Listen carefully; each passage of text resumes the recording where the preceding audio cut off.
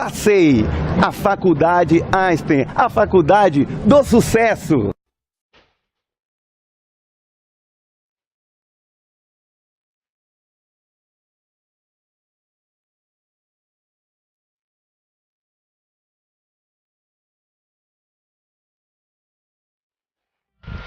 Olá, estamos começando o programa Ciência e Espiritualidade, que vai ao ar todas as quartas-feiras na faixa das 21 horas, onde você é o nosso convidado, a nossa convidada. E hoje, abrindo esse programa com excelência, estamos com o Dr. Ubiratã Soares de Amorim. Dr. Ubiratã Soares de Amorim é diretor-presidente do Centro Caminho do Conhecimento desde 1969. Também é psicólogo e tem mais. Dr. Ubiratã Soares de Amorim também é membro da Ordem Espírita e Científica do Grande Círculo Branco desde 1973. Também membro do Grande Oriente do Brasil desde 1990. Autor de diversas obras literárias de cunho espiritualista. Pesquisador da parapsicologia, hipnose, e há 48 anos que este amigo, irmão, segue uma trajetória nada fácil, que é orientar, que é auxiliar pessoas a se organizarem, tanto no pensamento como nas atitudes.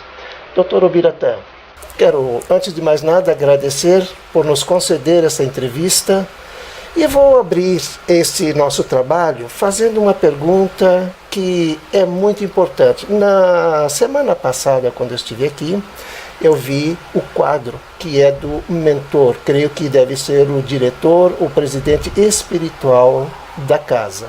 Então eu lhe pergunto, quem é Ali Amacaia? Primeiramente, é um prazer estar aqui com vocês e poder esclarecer algumas dúvidas que as pessoas possam ter. Ali Amacaia é um indiano que viveu no século 17, 18 e que fazia curas na Índia, filho de uma família de mercadores, não é? Que eram vendedores de tecidos, e ele aos 30 anos ele se isola em uma caverna para cuidar da espiritualidade dele. Pessoas que estavam doentes o procuravam e ele não atendia mais, porque ele disse que ali agora, até a sua morte, ele iria cuidar de si. Muitos morreram sem esse atendimento, e daí ele teve que voltar para resgatar essas mortes que ele deixou acontecer por falta de atendimento. E como esses espíritos hoje estão reencarnados na Bahia, ele procurou um médium, no caso, nos encontrou e achou que poderíamos auxiliá-lo também. É claro que dentro disso é bom se saber que nós também estamos resgatando algo do passado, e esse espírito hoje faz um trabalho de cura já desde 1986 aqui na Bahia. Inclusive, perdão, o senhor estava... Não. Cirurgias espirituais. Quais são as patologias tratadas aqui no centro? Qualquer e todo tipo de patologia. Mesmo quando é psicossomática, esse tratamento também é feito em conjunto, porque ele pede para que eu faça esse acompanhamento como psicólogo, e esse tratamento termina tendo um êxito fantástico, porque nós conseguimos tratar tanto a parte biológica como a parte psicológica.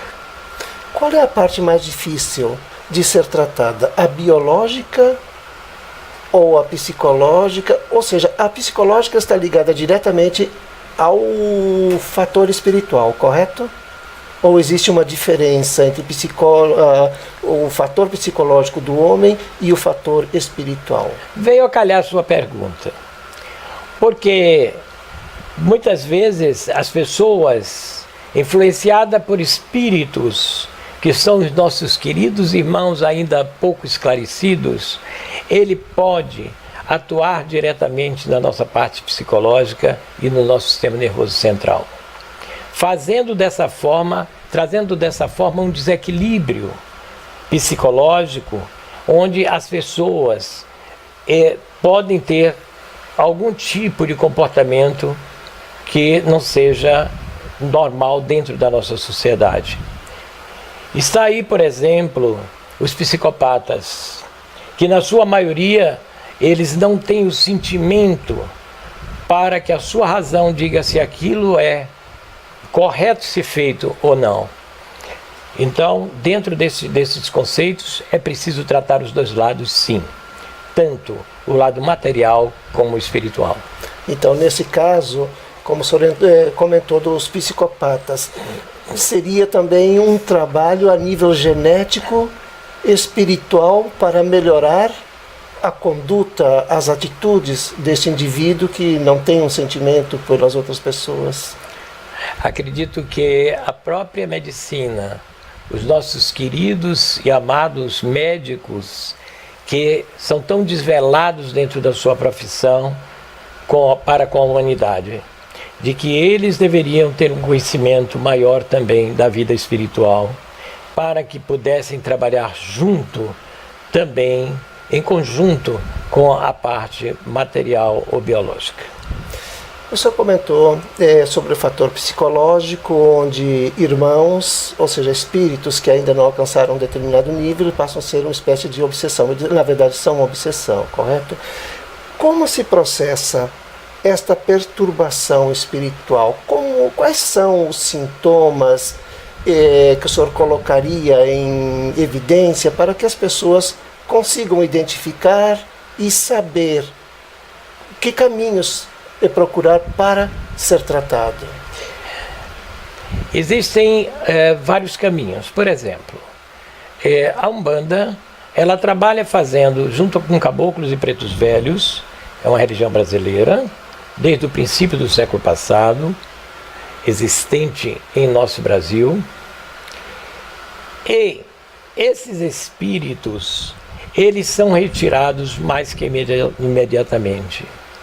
O nosso grande e um dos médiuns mais eloquentes que o Brasil tem até os dias de hoje, chama-se Divaldo Franco.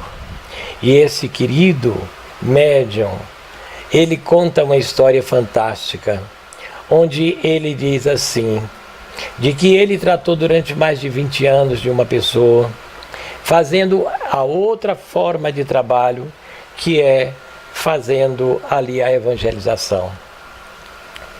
Nessa evangelização, um dia esse espírito, e essa mulher não aguentava mais, aquele espírito atormentando a sua vida. Repentinamente, esta mulher, esse espírito vem e diz, olha, Divaldo, diga a ela que eu vou embora, porque incorporava nela, e disse, olha, diga que eu vou embora e que eu não vou voltar mais, vou deixar ela em paz. É um caso muito interessante, porque quando ela volta a si, e aí Divaldo diz para ela, olha, você, parabéns, o espírito agora vai embora. Aí ela olha e diz, não, ele não deixou eu casar, não deixou eu desenvolver minha vida, agora ele vai ter que morrer comigo. Foi algo fantástico, né? Mas a doutrina demora às vezes muito tempo para fazer a desobsessão. E já na outra parte, que é um outro segmento, esses espíritos levam como se fossem soldados, levando esses espíritos para um determinado local, onde também serão tratados. Este é a minha escolha de fazer o trabalho de desobsessão no Centro Espírita Caminho do Conhecimento. O senhor falou na Umbanda, e o senhor foi presidente Fui presidente da União de Umbanda da Bahia durante alguns anos, junto com o nosso irmão Mário de Xangô, hoje falecido, até os anos 80. Inclusive a Federação, a União de Umbanda, hoje tem os seus livros, toda a sua associação ainda nas minhas mãos, porque eu não passei para outras pessoas desde o falecimento dele, se não há equívoco, em 1988, 89. Então, e daí eu não encontrei ninguém que eu pudesse passar para as mãos dessas pessoas a União de Umbanda da Bahia, mas continua aberto, e se houver alguma pessoa interessada e capacitada, teria o prazer de entregar. Mas, respondendo à sua pergunta, a Umbanda, ela, na minha vida, ela teve o seu ponto de interesse e de conhecimento. E eu digo que nós devemos, já que somos espiritualistas, além de ser espírita, estudar todas essas camadas, todos esses processos, todos esses problemas espirituais. Inclusive, o senhor tem um livro que foi, se não me engano, o primeiro livro, não é isso? Mistérios da Umbanda que te foram negados, onde ali eu mostro a tendência do próprio homem em se relacionar com a natureza, onde eu falo das ervas, onde eu falo das pedras, não é, que tem ligação diretamente com as pessoas, como curar através dos cristais. Aliás, eu tenho aqui cercado dentro do meu consultório de cristais, não é?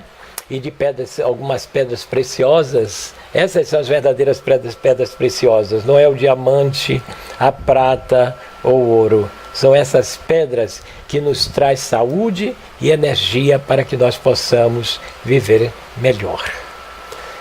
Doutor Ubiratã, pessoas que estejam interessadas no livro, na obra, Mistérios da Umbanda, hoje, onde eles poderiam adquirir?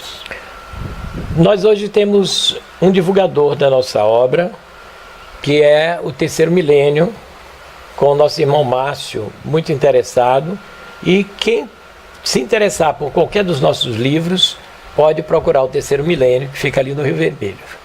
Bem, e eu particularmente conheço o Márcio, conheço o Terceiro Milênio, conheço a Jussara, e realmente, o que você não encontrar na Terceiro Milênio, se tratando de autoajuda, trabalhos como o do nosso nobre amigo Ubiratã, pode ter certeza que não vai encontrar em lugar mais nenhum. Inclusive, se não me engano, eu acho que eles até trabalham por encomenda.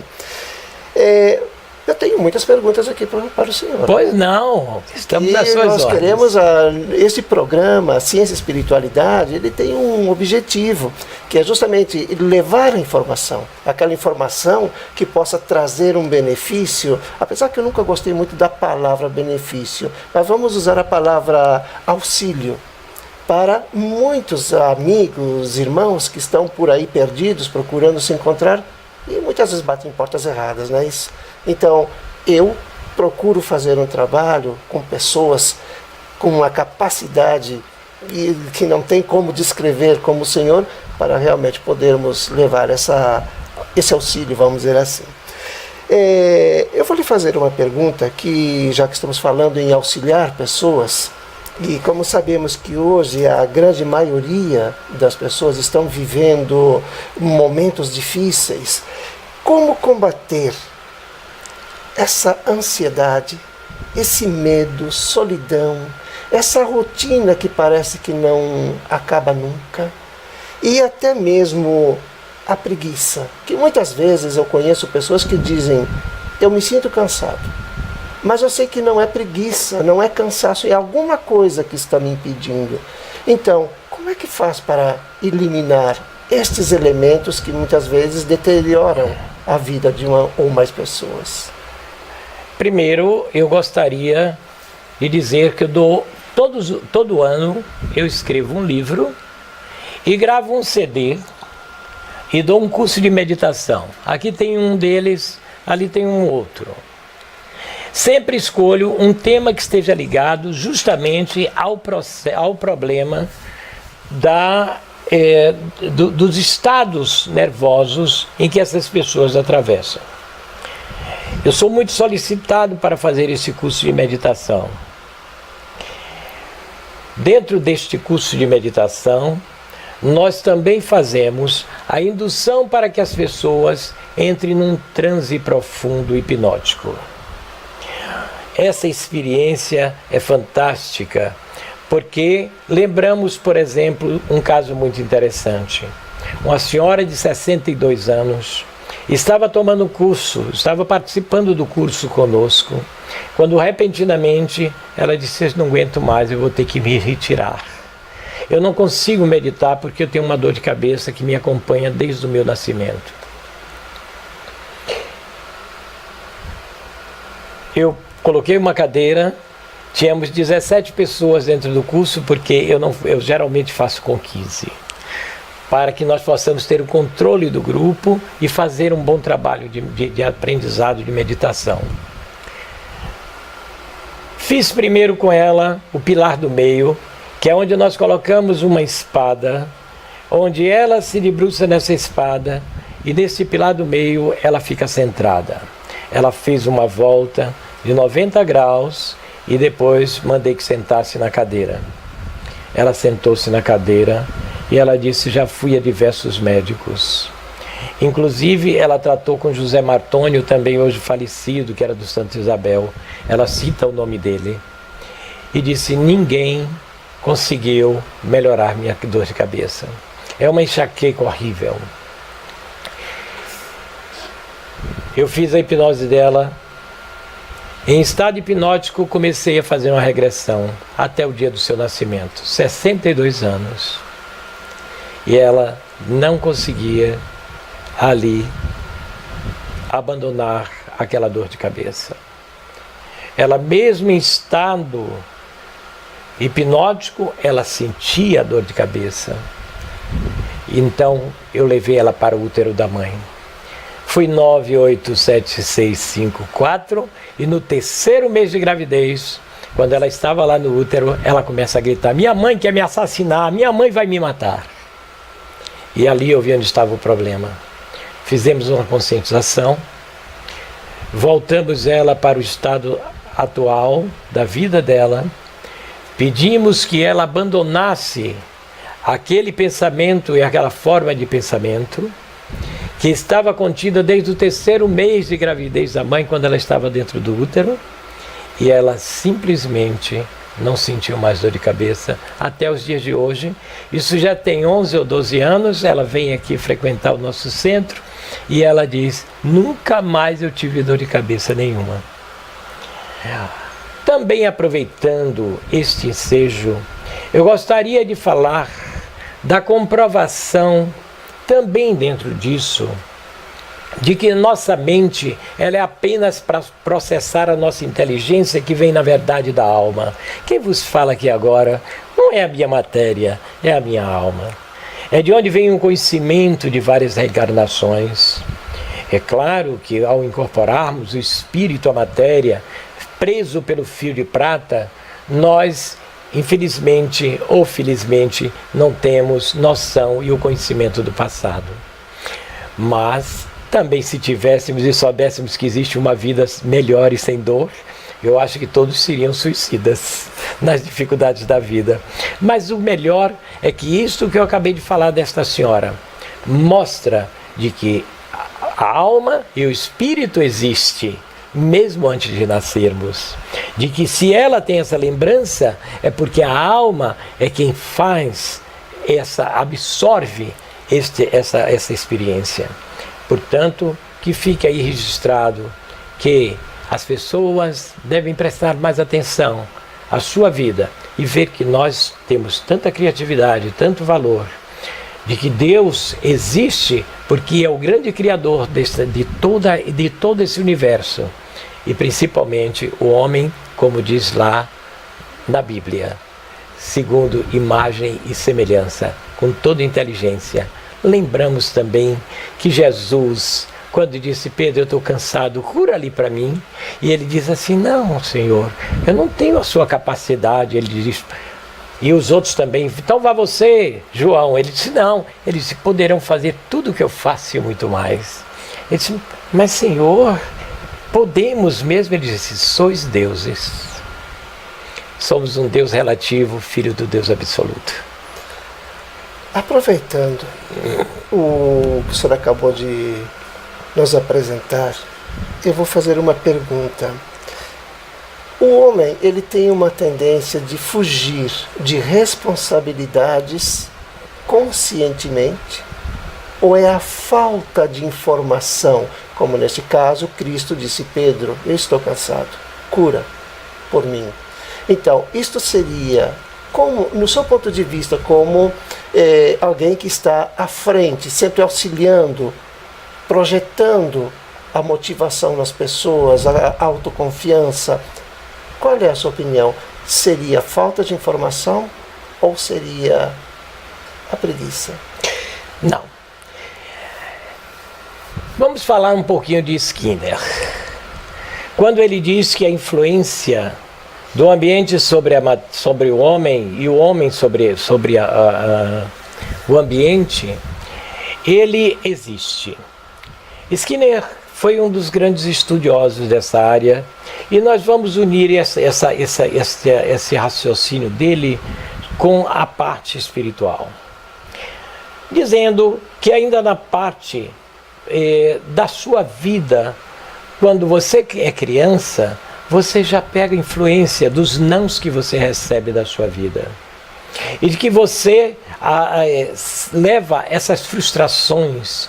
Geralmente, vemos pessoas que dizem assim, eu não sou feliz porque porque meu pai não deixou casar com o João. Porque não deixou eu me casar com alguém. E por isso eu fui infeliz. Em verdade, todos esses exemplos nos remetem a uma questão que responde à sua pergunta, que é, essas pessoas procuram esconder suas frustrações de vida, aquilo que ele já traz consigo durante a sua encarnação, e faz com que isso os façam pessoas que nem sempre conduzem a sua vida para que dentro da forma em que estão vivendo, para que as pessoas apreciem. Eu costumo dizer assim para as pessoas, uma pessoa chegou para mim e disse assim, seu Bira, eu gostaria que o senhor me perdoasse porque eu menti para o senhor. Eu disse, você está perdoado. A minha preocupação é saber como é que você vai se perdoar. E tinha sido algo muito sério. Tem uma outra frase que eu gosto muito para exemplificar uma questão como esta, que é assim, os seus gestos falam mais alto do que suas palavras. Porque palavras são coisas que nós podemos falar sem sentimentos, mas as nossas atitudes, elas mostram sincero e honestamente quem somos. Profundo. O senhor tocou nesse ponto que eu considero extremamente importante. E a pergunta é, quais os benefícios da leitura do Evangelho para esta grande massa de pessoas que hoje vivem de uma maneira muito intensa o vazio espiritual? Nós podemos ter a compreensão das coisas, mas o que falta no homem, principalmente em nosso país, para que ele seja feliz, é amor no coração. Se nós tivéssemos amor no coração, nós saberíamos perdoar e amar melhor o nosso semelhante e seguir o maior mandamento de Deus, que ama o teu próximo como a si mesmo. Portanto, essas questões que são individuais e que nos leva às vezes a descontroles emocionais, que nos remete a situações de dificuldades onde as pessoas se perdem e começam a dizer que as coisas que acontecem lá fora, porque o Brasil está assim, porque as pessoas roubam, ou porque as pessoas matam, ou porque as pessoas fazem. Eu ontem falava sobre isso numa palestra que fiz para mais de 100 pessoas. E eu dizia para as pessoas, conselhos podem ser dados. É muito bom a gente ter quem nos aconselhe. Porém, tem pessoas que querem conduzir a vida do outro. E essas pessoas às vezes não sabem, na maioria das vezes não sabem conduzir nem sua própria vida. Não sabem encontrar a sua própria felicidade e querem ensinar as pessoas a ser felizes. Absolutamente. Essas pessoas, elas têm que ter outra coisa na sua vida a não ser amor, compaixão e esclarecimento, que é o que nós chamamos, vai nos trazer a educação. Sem educação, a vida social não existe, e a nossa própria vida, o nosso próprio bem-estar, ele certamente não terá um lugar para você trilhar dentro dessa encarnação. Doutor Biratã, uma dúvida que não é só minha, é uma dúvida que vem de milhares. Quando eu falo milhares, eu estou sendo até, digamos, modesto, porque eu vejo milhões de pessoas diariamente comentando, acompanho muito, faço muita pesquisa, e tem muitas pessoas que até afirmam que quando elas perdem um ente querido, elas procuram conversar com esse ente querido. Algumas inclusive já perguntaram para mim qual é a minha opinião. Eu, honestamente, nada entendo. Então, eu gostaria que o senhor nos explicasse até que ponto é benéfico para o desencarnado e o encarnado manter um contato onde normalmente o encarnado quer que esta pessoa que desencarnou, às vezes nem desencarnou de uma maneira satisfatória, foi um desencarne pesado, cheio de mágoas, de remorsos, sentimentos variados. Até que ponto isso pode ser saudável para ambos? Emmanuel, através do médium Francisco Cândido Xavier, um dos médiuns mais ovalizados no mundo e de uma capacidade fantástica, esse espírito nos traz algo dizendo assim, de que nós devemos viver a nossa vida e deixar para Deus o que é de Deus e para o homem o que é do homem, que também está no Evangelho. Muito bem, quando nós começamos a chamar pelos nossos entes queridos, estamos atrapalhando a caminhada dele. Porque um pai, uma mãe, alguém que lhe ama, que veio a falecer, esse espírito, ele fica voltando, penalizado, e esta energia o prende junto a você. Isso não só prejudica esse espírito que já foi para uma outra vida, para um outro estágio de vida, como também a você que sofrerá as influências desse espírito. Nesse caso, essas influências seriam o desespero desse espírito por não poder atender às necessidades do solicitante. Magnífico. As nossas atitudes podem interferir nos projetos da espiritualidade? Sim. Já dissemos aqui de que a educação é tudo. E de que quando nós trilhamos por caminhos que não são, que são repudiados pelos materiais, também são repudiados pelos espirituais. Porque eles sofrem esta influência e o nosso espírito também irá ter uma influência e no futuro irá, no além-túmulo, influenciar também outros espíritos. Veja, por exemplo, um espírito que veio a desencarnar em vícios como bebida alcoólica, cigarro e outras drogas.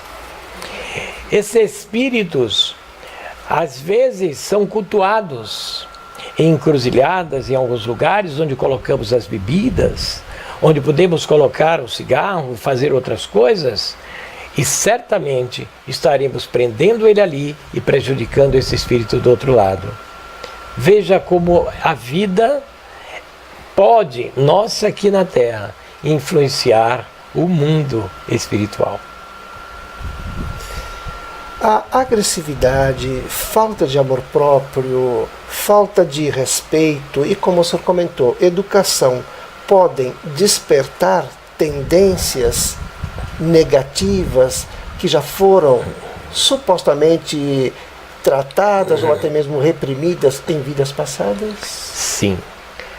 Na questão na lei de causas e efeitos, nós temos determinadas causas, todo o efeito ele tem uma causa, mas em determinados momentos tem causas que antes desse efeito ele já vem de efeitos anteriores. Por exemplo, quem carrega consigo de outras encarnações algum tipo de peso kármico, esta pessoa certamente ela sofrerá uma influência ao ser despertada ao ver o crime, algo igual ou parecido. Vamos citar um exemplo. Uma pessoa que viveu fazendo mal à sociedade, roubando, matando, estrupando, essas pessoas, ao reencarnar, não têm consciência daquilo que fez no passado. O espírito, ao encarnar na matéria, ele perde a consciência de tudo, embora esteja tudo registrado em sua alma, e pode ser despertado a qualquer momento. Em determinado momento, esta pessoa, aí é que se fala em karma, e é muito bonito se ver como se processa a lei kármica. Ele pode ter uma filha e amanhã ele vê a filha estrupada, quando ele era o estrupador no passado. E ele vê aquilo como algo tão trágico, mas a dor dele é diferente de quem não tem esse processo kármico, porque nós teremos um sentimento bem diferenciado do outro. Vejam que nós vemos dentro da nossa sociedade alguns casos onde os pais se revoltam inicialmente, depois ele diz: eu tenho pena dele. Esse não, ele tem ódio. E aí vem a psicologia mais uma vez. Geralmente não gostamos dos outros, aqueles que nós temos em nós mesmos. Repudiamos. Repudiamos. Vamos falar um pouquinho sobre mundos espirituais. Todos nós, independente do que fazemos aqui em vida física, teremos, ao desencarnar, acesso aos mundos regeneradores? Muito boa pergunta. E vem a calhar. Quando nós desencarnamos, o nosso espírito levita. E nessa levitação, nós vamos conseguir passar ou não por algumas camadas espirituais de energias. São energias. Tudo no universo gera pela energia. A física é fantástica quando bem estudada e bem compreendida. E aí começa se o seu corpo está denso. Quando é que o seu corpo está denso? Quando você possui muito peso kármico.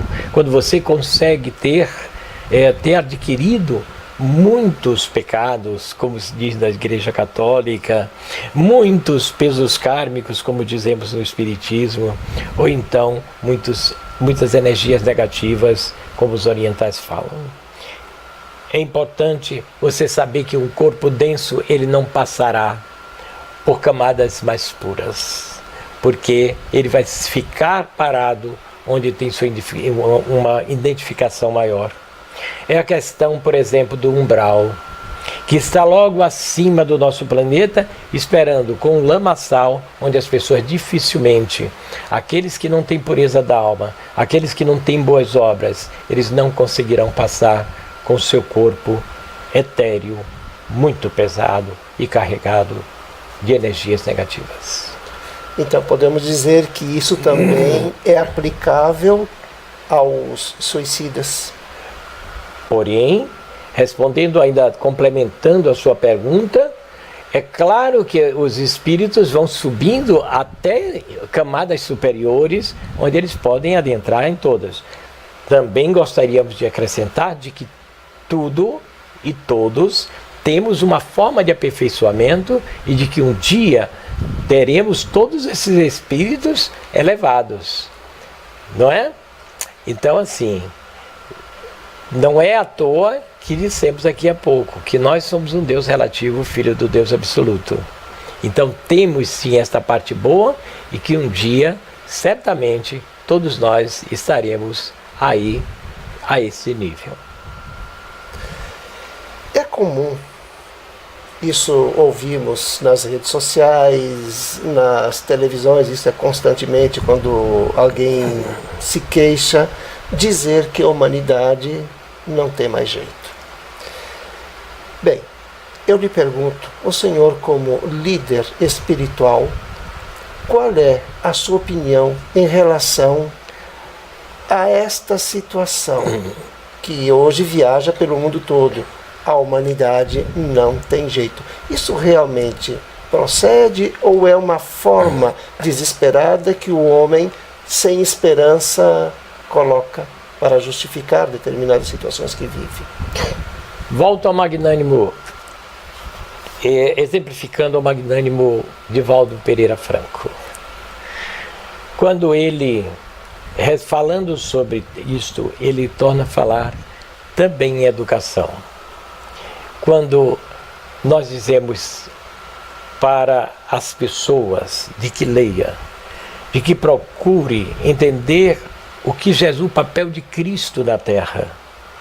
Jesus não blasfemou, Jesus viveu ao relento, Jesus não precisou de templos grandiosos. Aliás, eu gostaria, antes de terminarmos, falarmos sobre a nossa obra que queremos construir. Mas não para fazer templos suntuosos, pelo contrário, os hindus e o mestre Shebna, que é um espírito que nós tivemos a oportunidade de conhecer, ele diz assim, que se cave masmorras aos vícios e templos às virtudes. O que as pessoas precisam, na verdade, é um entendimento maior dentro da educação, dentro de diálogos, mas tudo tem solução sim. Tudo que está acontecendo é uma forma de evolução e é uma necessidade maior para aqueles espíritos menos esclarecidos, para que eles possam amanhã vir a ser tão bons espíritos quanto outros grandes que estão aí, como temos citados e conhecemos. Então, na verdade, podemos dizer que é uma passagem, ou seja, uma fase que a humanidade está passando. Quem, no caso, se recusa a crescer pelo amor, infelizmente terá que aprender pela dor. Magnífico. Familiares. Vamos falar um pouco sobre família, que é um contexto que, lamentavelmente, vemos a cada dia se deteriorando mais. Famílias onde os membros são inimigos declarados. Qual o objetivo da espiritualidade em reunir um grupo de indivíduos com ideias diferentes e que estão ali constantemente um tentando destruir o outro? Eu lembro de um caso muito interessante. Uma pessoa nos procurou e nasceu já tetraplégico. Os pais, cheios de amor, levaram esse rapaz a vários lugares onde não conseguia cura e vieram atrás do milagre. Nós atendemos este rapaz e a espiritualidade conta a vida deste rapaz. Aquela mãe tão desvelada e que chorava sufocada por ver a dor do seu filho, que lamentava tanto aquela condição dele de ser um tetraplégico. O pai, muito sério, acompanhava aquilo com um sentimento completamente diferente. Ora, mas fazendo os mesmos sacrifícios que a mãe, descobrimos através da espiritualidade que aquele menino que nasceu deficiente que todos nós estávamos com uma dor tão grande de vê-lo assim, com dó daquela criança. Nós viemos a saber pela espiritualidade, ele tinha matado seu pai e sua mãe. A mãe, pelo amor, ela tinha absorvido muito bem isso, porque ela daria a própria vida pelo filho, mas o pai não, tinha aquela seriedade pela dor ainda de ter sido morto por aquele rapaz. E ele não tinha consciência, mas ele disse, depois sabendo de que existia um processo kármico, ele disse, tem que existir alguma coisa mesmo, porque eu não sei porquê, eu acompanho, gosto do meu filho, mas eu tenho uma raiva danada dele estar aí na minha vida. E ele não sabia por quê. Eu não contei para ele isto que estamos contando aqui agora. Tomara que ele veja para lembrar. E veio acontecer algo trágico. O pai com a mãe estavam numa estrada e ele no banco de trás, ali deitado, viajando. E o pai tragicamente bate o carro. Ele e a esposa não tiveram nada. E esse menino veio a falecer do acidente, pelas mãos do pai. É claro que isso tem um objetivo maior. Do outro lado da vida, quando se encontrarem, que vê toda essa história, vai dizer, oh meu pai, me perdoe por eu ter matado. E vai dizer assim, veja como, dentro da lei de causas e efeitos, nós carregamos um karma, você carregou um karma, onde você teve que passar também pelo processo. Me perdoe, meu filho. Então, na verdade, nós precisamos experimentar aquilo que impomos aos outros para entender o quanto dói no outro. Magnífico. Dr. Ubiratã, qual a sua dica para as pessoas que vivem oscilando na estima, na segurança, na falta de motivação, e que dizem não ter mais tempo para modificarem a conduta, os pensamentos? Vemos isso com frequência. Existem pessoas que vivem como se nunca fosse morrer e depois morrem como se nunca tivesse vivido. Essas pessoas passaram pela vida sem ter noção do que estavam fazendo, de não entender que o homem vale pelas suas boas obras deixadas na terra e não por sua animalidade. E justamente por isto, e por causa disto, ele vai morrer sem ter vivido a caridade, o amor, a fraternidade, a justiça e principalmente ele também não teve o prazer de saber o que era amar, o que é amar. E amar é a frase que eu gostaria de terminar esta nossa entrevista, que é uma frase belíssima que diz assim: o amor é a força de Deus que equilibra o universo. Mas prepararei uma outra frase mentalmente para fazermos o encerramento. É que ainda tenho aqui algumas questões para levar ao nosso público, que uma coisa pode ter certeza. Esta nossa conversa está sendo muito importante. Não só para mim, como também tenho certeza que será importante para milhares de pessoas, não só no Brasil, no mundo inteiro. Quando eu digo que o amor é a força de Deus que equilibra o universo, eu já respondo a tudo isso que você queria saber. Doutor Ubiratã, uma pergunta que também eu ouço com frequência as pessoas falarem sobre a inveja positiva e a inveja negativa. Eu, honestamente, não sei se existe a inveja positiva ou negativa, ou se inveja é tudo uma coisa só. Mas a pergunta é a seguinte: a inveja é uma patologia biológica ou espiritual? Primeiro, a inveja nos leva a um despeito. Quem é despeitado, geralmente, são pessoas mal resolvidas em si próprio. Nós devemos primeiro ser felizes, mesmo com uma enxada na mão, no interior mais profundo da terra, sabendo que estamos plantando e colhendo. Assim deve ser a vida. Não acredito que haja algo negativo, eu acho que tudo está certo. e nem positivo. Eu acho que tudo está no crescimento. Tudo é uma forma de evolução. Então, se essa pessoa ela tem inveja, certamente, por caminhos mais diversos e difíceis, elas certamente também se encontrarão e vão compreender que não precisam ter inveja do outro. Vejam só, vou citar mais uma frase. Existem pessoas, por exemplo, que vivem a vida roubando um país, roubando um povo. Essas pessoas fazem fortunas e levam para o exterior, e quando morrem fica tudo aí. Essas pessoas não têm noção da vida. Essas pessoas vão morrer podres de rico, ou seja, a riqueza irá apodrecê-los. Não levarão nada. Tem uma história muito interessante, onde um homem muito rico, ele pede ao seu melhor amigo: olha, quando eu morrer eu quero que você atenda a 3 pedidos meus. O primeiro é que médicos carreguem o meu caixão.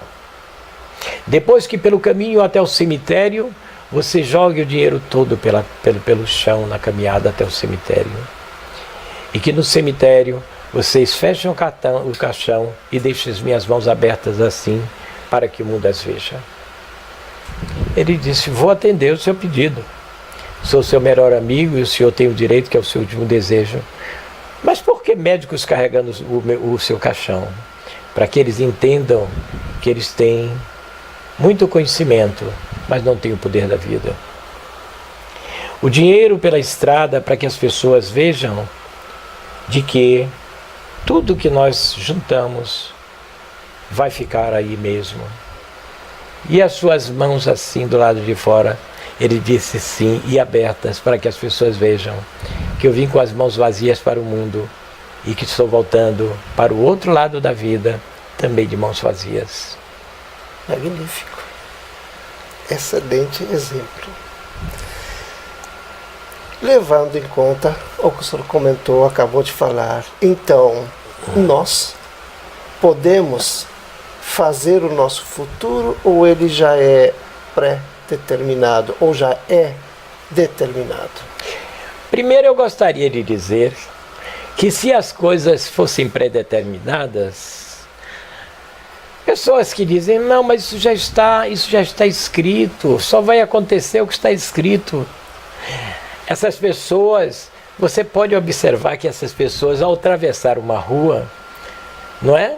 Mesmo sabendo que isso tudo está determinado, e ele fala isso, ele antes de atravessar a rua, ele olha para os 2 lados, para não ser atropelado. Exatamente. Então eu não posso acreditar que isso tudo esteja determinado. Creio que algumas questões e alguns passos, aliás já falamos sobre isso no nascimento daquela criança, de que você precisa passar por determinadas experiências, por determinadas provações para que você possa ter um crescimento espiritual. Deus é perfeito.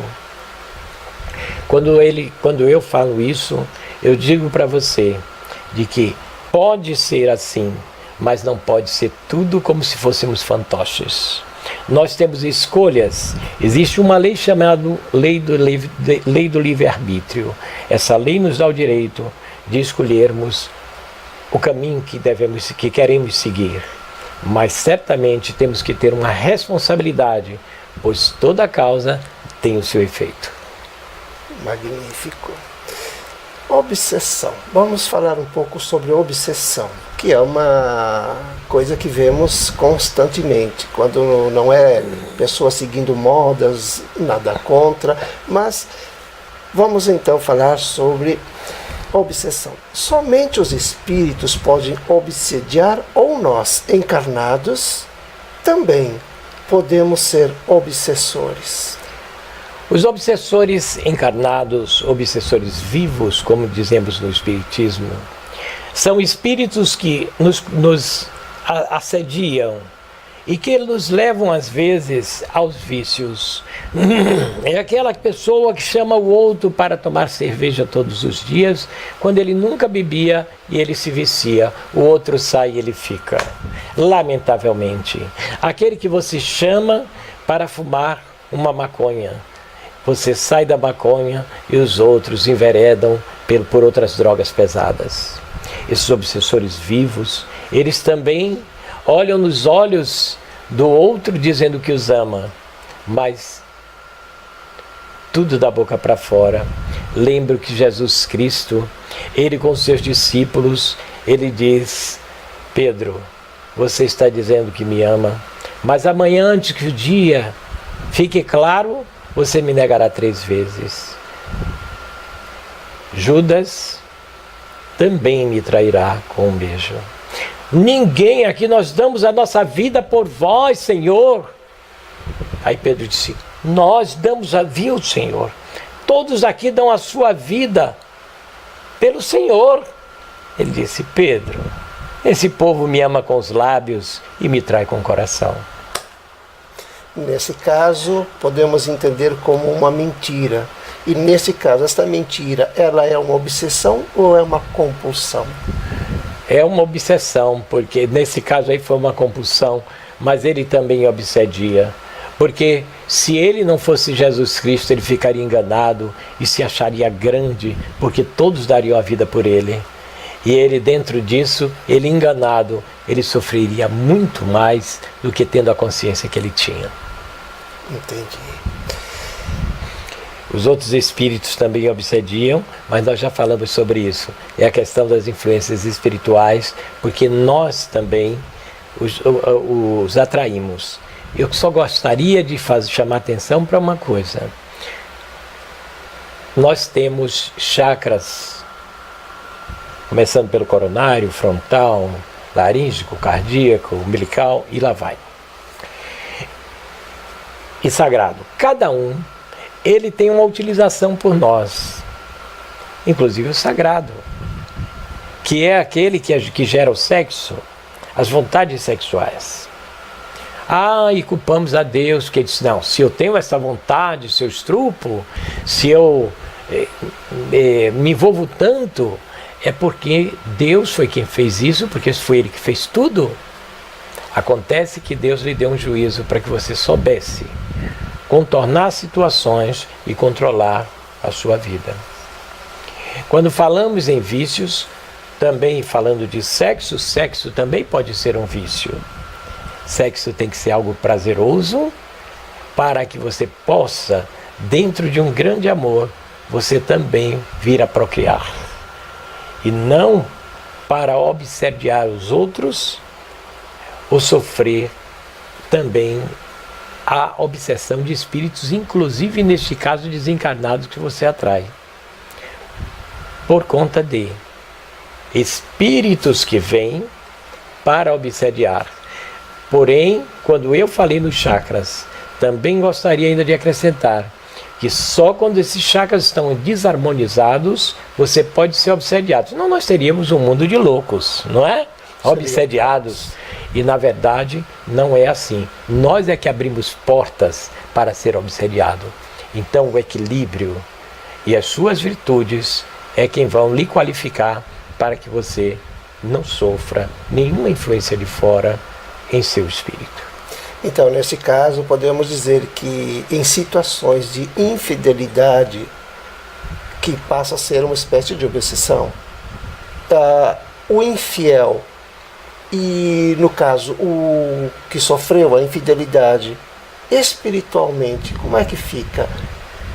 O que sofreu a traição, ele vai também, digamos, é uma espécie de, não é punição, mas digamos, é uma necessidade de ele passar e desenvolver alguma compreensão, crescimento, e a mesma coisa com quem praticou a infidelidade?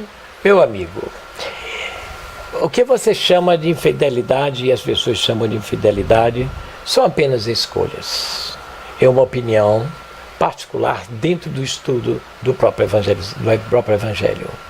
O grande problema da infidelidade, ele vem levado a nossa razão, primeiro pelas questões sociais e familiares e a educação que nós tivemos desde criança. Porém, o peso maior de uma traição, como dizem, é por uma questão de um erro pessoal de cada um, pois as pessoas se acham dono do outro. Nós não somos dono do outro. Eu não comprei a minha esposa na feira de São Joaquim. Porém, ela tem a vida dela e o direito dela. Aliás, tem uma premissa muito interessante, freudiana, que diz assim: quem ama liberta. E as pessoas, dentro do seu egoísmo, eles não querem libertar. Quem ama, liberta para que o outro seja feliz. É um direito dele ser feliz. O problema é que, se você vai levar isto à frente e prender o outro, aí o outro certamente vai buscar uma fuga, com todo o seu direito, com sua razão, e vai procurar uma outra pessoa que a faça feliz, mesmo estando dentro de uma relação. E você quer dizer que essa pessoa está cometendo um erro e um pecado? Não. Ela está escravizada por você e foi buscar a sua fuga. Não podemos admitir que ninguém se torne dono de ninguém. Aliás, eu tenho outro ditado que eu gosto muito de dizer para as pessoas: quando fizer um favor a alguém, não faça dessa pessoa sua escrava.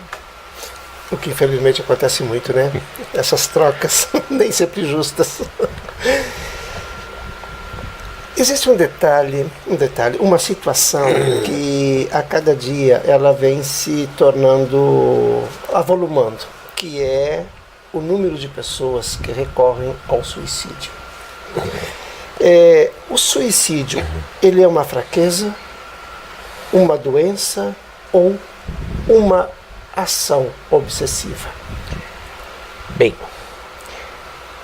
primeiro, geralmente a pessoa não está no seu estado normal. Como uma pessoa poderia estar no seu caso, no seu estado normal?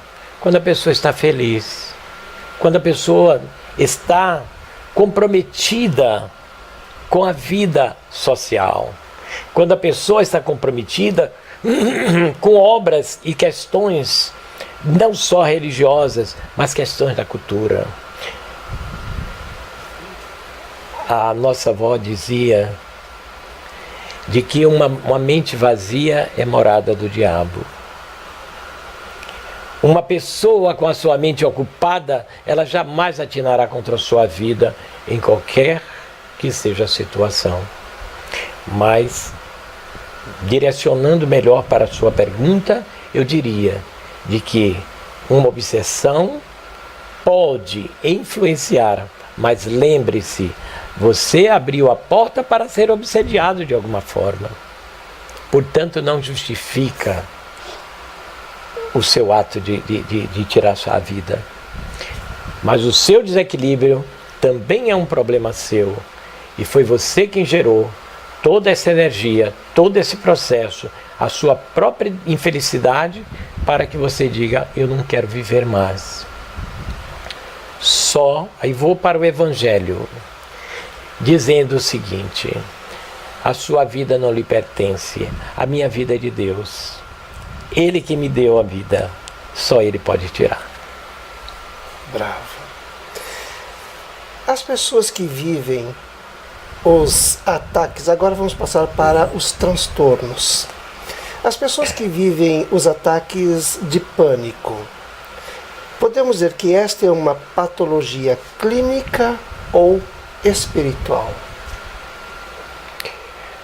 Primeiro, eu gostaria de deixar uma mensagem como profissional da psicologia, chamando a atenção para as pessoas que elas próprias se observem e chame a atenção dos seus entes queridos, aqueles que convivem com vocês na mesma nau. O transtorno de humor está hoje infestando os seres humanos. As pessoas estão lhe dizendo que lhe ama e repentinamente essas pessoas estão lhe batendo. Pessoas que dizem que ama e mata o outro porque ama. Quem ama não mata. Quem ama acaricia e sabe perdoar. Essas questões, elas nos remetem a uma resposta que leva à sua pergunta. Porque essas pessoas, elas jamais poderão dizer que têm o controle da sua vida. São pessoas que ainda não aprenderam como viver. Vamos dizer que as pessoas não sabem viver socialmente. Os vizinhos agridem os vizinhos. É lamentável que os sons hoje tão altos, eles estejam gerando doenças psicológicas às pessoas, e ainda fazem um som onde colocam para você ouvir ao longe. Quem está perto ainda ouve a música, quem está longe só ouve o tum-tum-tum. Tem lei que proíbe isso, mas as leis não são cumpridas. Não quero falar dos problemas sociais, porque eu sou como padre, eu estou na igreja para rezar missa. Porém, digo que tudo isso tem uma influência muito grande para aumentar o índice de crimes. Pessoas que vão fazer reclamação e são agredidas. Pessoas que, lamentavelmente, elas não conseguem mais dialogar, porque as pessoas têm transtorno de humor, como eu disse, e vão do céu ao inferno em um minuto.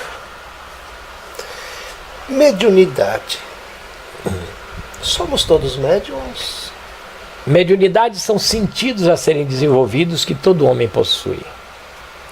Esses sentidos, cada um tem o privilégio, não é? Levado pela sua própria vida reencarnatória, para ter uma tendência maior para evoluir ou não. Daí a mediunidade de vidência, audição e assim incorporação e outras. Todos nós temos as qualidades, mas é preciso desenvolvê-las. Mais uma vez, quanto mais você se educar, quanto mais você tiver fé, mais você terá a possibilidade de se tornar um bom médium. Comportamentos neuróticos estão ligados à mediunidade ou é uma patologia clínica? Eu diria que é uma patologia, por conta de que lembramos que quando voltaram da última guerra, aqueles soldados diziam, todas as pessoas diziam, quando eles geralmente tinham esse transtorno, e dizíamos assim: olha, aquilo é um neurótico de guerra. Isso até com pessoas que nem na guerra foram, a gente dizia quando criança: são neuróticos, aquilo é um neurótico de guerra.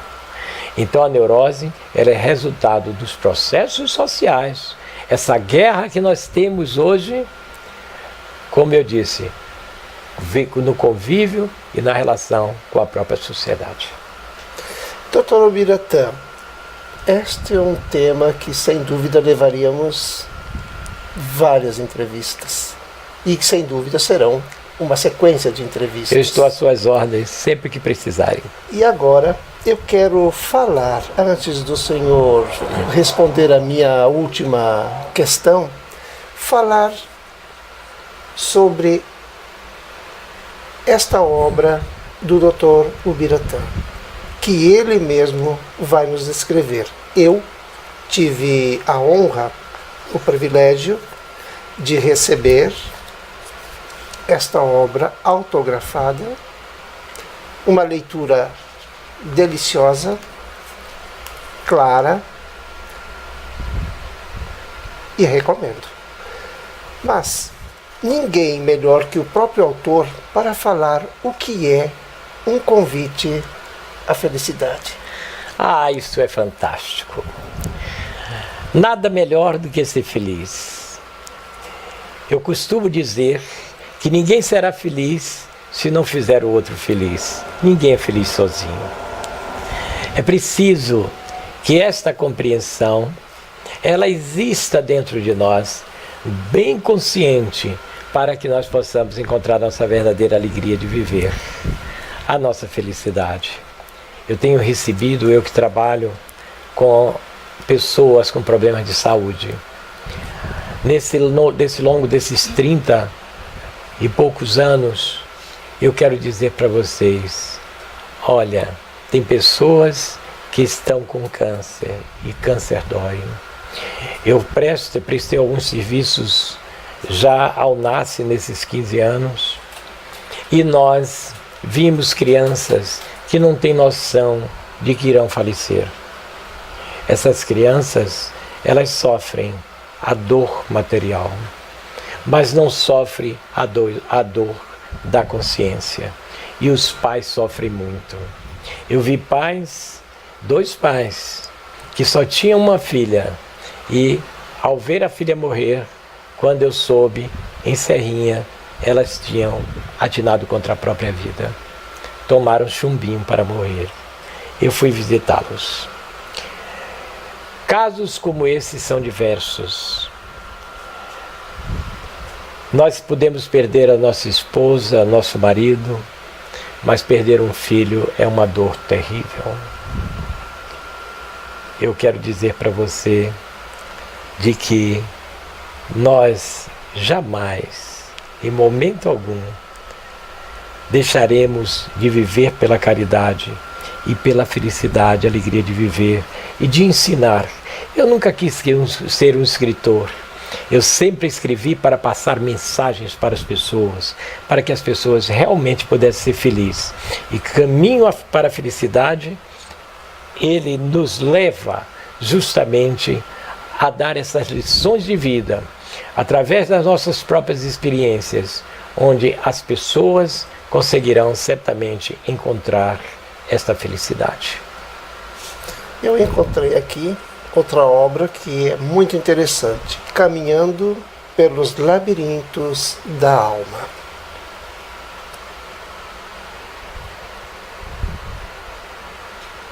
Eu gostaria que o Dr. Ubiratã fizesse algum comentário sobre este trabalho. A nossa alma, ela nos traz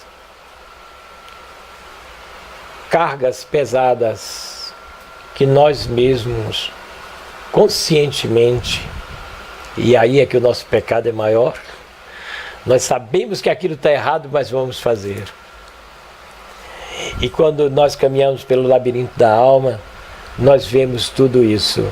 Aliás, esse título, ele surgiu justamente porque nós andamos pelos caminhos da alma de todas as pessoas que nos procuram com dor, no seu sofrimento, precisando de uma palavra amiga. E nós, certamente, temos melhorado muito também. Lembram de que um grande mestre chamado Francisco de Assis nos ensinou: é dando que se recebe.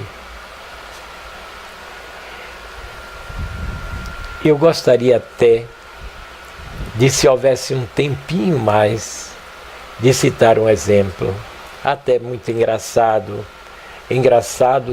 mas trágico. Um rapaz, porque pessoas às vezes dão aquilo que lhe sobra e não aquilo que ele deve dividir ou pode dividir.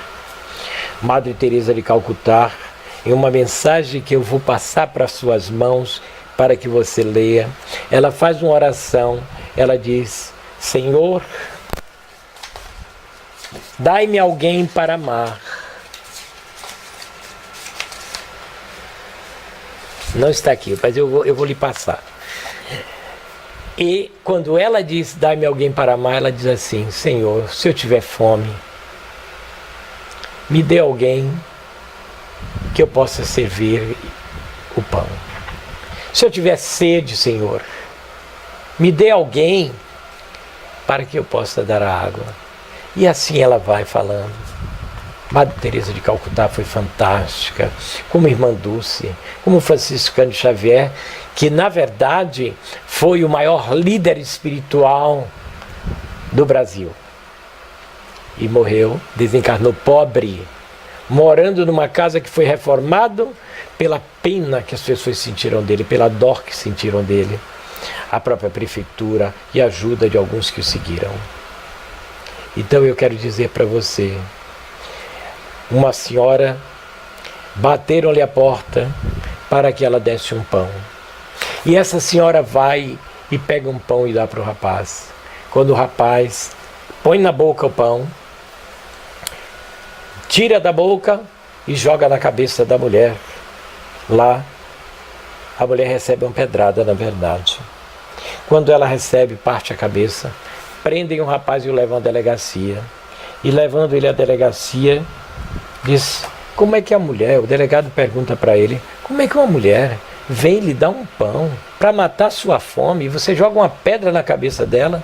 Ela disse: não, doutor, foi a minha revolta. Eu não joguei a pedra na cabeça dela, foi o pão que ela me deu. Estava tão duro que quebrou a cabeça dela. Então, muitas vezes, nós dizemos que estamos fazendo aquilo, mas não estamos fazendo de coração. É preciso se fazer caridade de coração. Assim, você encontrará felicidade. Está lá no Evangelho: dai de graça aquilo que de graça recebeste.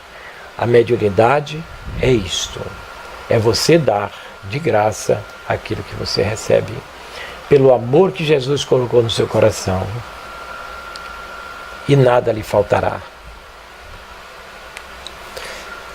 Também Felicidade Todo Dia, que eu estava vendo aqui, é um livro onde tem diversas mensagens: mudança de atitude, conquistando amigos, reflexão sobre a prática mediúnica.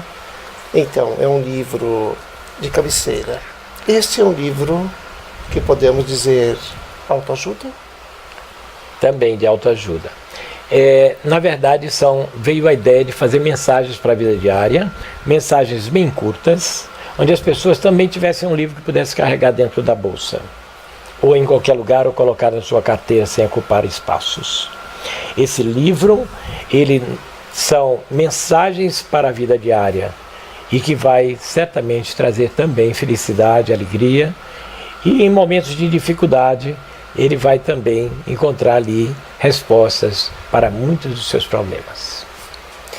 Doutor Ubiratã, estamos no final do nosso programa e eu não tenho palavras, como toda a equipe, a nossa audiência, para agradecer. Mas antes, eu gostaria de pedir para o senhor deixar uma mensagem de que forma podemos desenvolver a poderosa força mágica do amor. Amando, aprendendo a amar verdadeiramente o outro. Quando esquecermos e colocarmos o sexo como uma consequência final dentro de uma relação, nós certamente estaremos prontos para amar verdadeiramente a mulher que nós chamamos de amada. Quando nós ultrapassarmos todas as barreiras que nós encontramos no meio do caminho, e que geralmente as pessoas procuram solução fora de si, a solução não está fora. Daqui para fora, todo homem encontrará sempre coisas ruins, podres e pessoas desajustadas. A felicidade começa daqui para dentro. A sua mente, ela é o comando do seu corpo. E eu continuo dizendo que é da alma que vem a inteligência e a sabedoria. Mas, processado na mente, você que de uma forma correta, você vai encontrar essa felicidade. Você quer ser feliz? Faça o outro feliz. Não junte. Aliás, eu falei aqui há pouco que Jesus nos coloca isso de uma forma, em uma frase belíssima, que diz assim: cave masmorras aos vícios e templos às virtudes. Onde é o templo? Aqui dentro, em nós mesmos. Ninguém está preocupado com o que deveria se preocupar, que é com este templo. Cuide do seu templo, meu amigo, meu irmão querido. Busque a sua paz. A vida só é boa com qualidade de vida. Se você não trabalhar para ter qualidade de vida, você terá fracassado nessa existência. Muito obrigado a todos e a vocês que nos proporcionaram estar aqui. É um prazer imenso e me ponho sempre como disponível para os aconselhamentos, para falar até de um tema que você queira. Pode marcar, pois nós vamos fazer o melhor e temos tanta coisa para dizer que pode acordar as pessoas para encontrar essa felicidade que você também está almejando. Não importa o que aconteça daqui para fora, o problema todo está naquilo que você tem aqui para dentro, mas pode ser também aqui dentro de você encontrada a solução para tudo. Um beijo no coração de todos e muita paz. Caros amigos, quero agradecer pela companhia. Nós, do programa Ciência e Espiritualidade, estamos no ar todas as quartas-feiras, às 21 horas. E contamos com a sua companhia. Muito obrigado.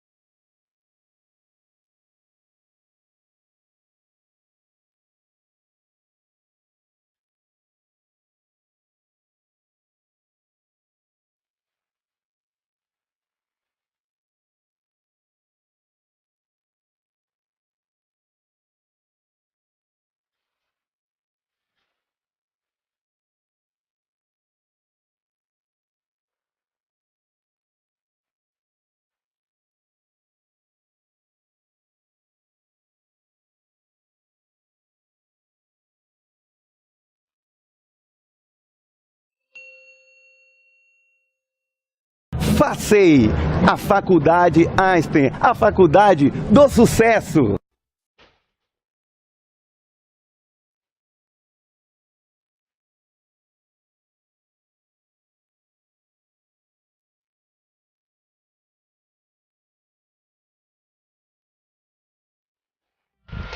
Olá, estamos começando o programa Ciência e Espiritualidade, que vai ao ar todas as quartas-feiras na faixa das 21 horas, onde você é o nosso convidado, a nossa convidada. E hoje, abrindo esse programa com excelência, estamos com o Dr. Ubiratã Soares de Amorim. Dr. Ubiratã Soares de Amorim é diretor-presidente do Centro Caminho do Conhecimento desde 1969. Também é psicólogo e tem mais. Dr. Ubiratã Soares de Amorim também é membro da Ordem Espírita e Científica do Grande Círculo Branco desde 1973. Também membro do Grande Oriente do Brasil desde 1990. Autor de diversas obras literárias de cunho espiritualista. Pesquisador da parapsicologia, hipnose, e há 48 anos que este amigo, irmão, segue uma trajetória nada fácil, que é orientar, que é auxiliar pessoas a se organizarem, tanto no pensamento como nas atitudes. Dr. Ubiratã, quero, antes de mais nada, agradecer por nos conceder essa entrevista e vou abrir esse nosso trabalho fazendo uma pergunta que é muito importante. Na semana passada, quando eu estive aqui, eu vi o quadro que é do mentor, creio que deve ser o diretor, o presidente espiritual. É feito em conjunto, porque ele pede para que eu faça esse acompanhamento como psicólogo, e esse tratamento termina tendo um êxito fantástico, porque nós conseguimos tratar tanto a parte biológica como a parte psicológica. Qual é a parte mais difícil de ser tratada? A biológica ou a psicológica? Ou seja, a psicológica está ligada diretamente ao fator espiritual, correto? Ou existe uma diferença entre o fator psicológico do homem e o fator espiritual? Veio a calhar a sua pergunta, porque muitas vezes as pessoas, influenciadas por espíritos que são os nossos queridos irmãos ainda pouco esclarecidos, ele pode atuar diretamente na nossa parte psicológica e no nosso sistema nervoso central, trazendo dessa forma um desequilíbrio psicológico, onde as pessoas podem ter algum tipo de comportamento que não seja normal dentro da nossa sociedade. Está aí, por exemplo, os psicopatas, que na sua maioria eles não têm o sentimento para que a sua razão diga se aquilo é correto ser feito ou não. Então, dentro desses conceitos, é preciso tratar os dois lados, sim, tanto o lado material como o espiritual. Então, nesse caso, como o senhor comentou dos psicopatas, seria também um trabalho a nível genético, espiritual, para melhorar a conduta, as atitudes desse indivíduo que não tem um sentimento pelas outras pessoas? Acredito que a própria medicina, os nossos queridos e amados médicos, que são tão desvelados dentro da sua profissão para com a humanidade, de que eles deveriam ter um conhecimento maior também da vida espiritual, para que pudessem trabalhar junto também, em conjunto com a parte material ou biológica. O senhor comentou sobre o fator psicológico, onde irmãos, ou seja, espíritos que ainda não alcançaram um determinado nível, passam a ser uma espécie de obsessão. Na verdade, são uma obsessão, correto? Como se processa esta perturbação espiritual? Quais são os sintomas que o senhor colocaria em evidência para que as pessoas consigam identificar e saber que caminhos procurar para ser tratado? Existem vários caminhos. Por exemplo, a Umbanda, ela trabalha fazendo, junto com caboclos e pretos velhos, é uma religião brasileira, desde o princípio do século passado, existente em nosso Brasil. E esses espíritos, eles são retirados mais que imediatamente. O nosso grande e um dos médiuns mais eloquentes que o Brasil tem até os dias de hoje, chama-se Divaldo Franco. E esse querido médium, ele conta uma história fantástica, onde ele diz assim, de que ele tratou durante mais de 20 anos de uma pessoa, fazendo a outra forma de trabalho, que é fazendo ali a evangelização. Nessa evangelização, um dia esse espírito, e essa mulher não aguentava mais, aquele espírito atormentando a sua vida. Repentinamente, esta mulher, esse espírito vem e diz, olha, Divaldo, diga a ela que eu vou embora, porque incorporava nela, e disse, olha, diga que eu vou embora e que eu não vou voltar mais, vou deixar ela em paz. É um caso muito interessante, porque quando ela volta a si, e aí Divaldo diz para ela disse, olha, você, parabéns, o espírito agora vai embora. Aí ela olha e disse, não, ele não deixou eu casar, não deixou eu desenvolver. Atual da casa. Então eu lhe pergunto, quem é Ali Amacaia? Primeiramente, é um prazer estar aqui com vocês e poder esclarecer algumas dúvidas que as pessoas possam ter.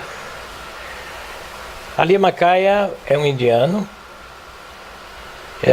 que viveu no século 17, 18 e que fazia curas na Índia, filho de uma família de mercadores, não é?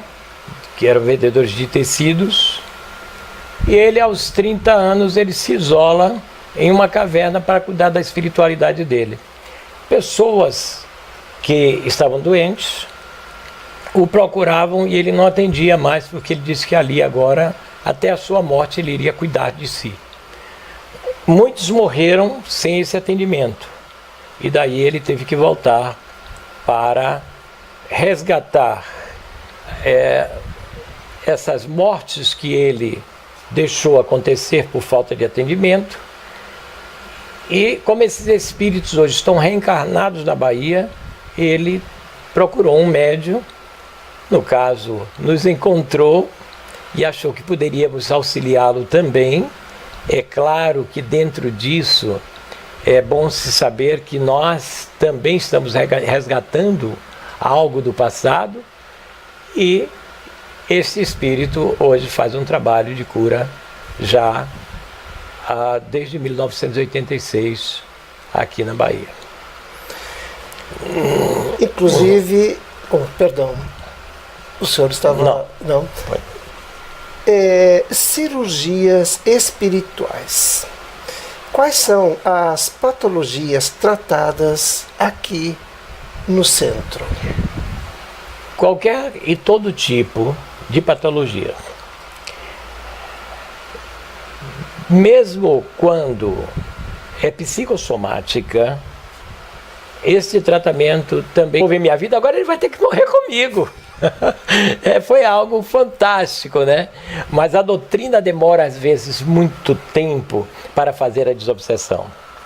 E já na outra parte, que é um outro segmento, esses espíritos levam como se fossem soldados, levando esses espíritos para um determinado local, onde também serão tratados. Este é a minha escolha de fazer o trabalho de desobsessão no Centro Espírita Caminho do Conhecimento. O senhor falou na Umbanda, e o senhor foi presidente? Fui presidente da União de Umbanda da Bahia durante alguns anos, junto com o nosso irmão Mário de Xangô, hoje falecido, até os anos 80.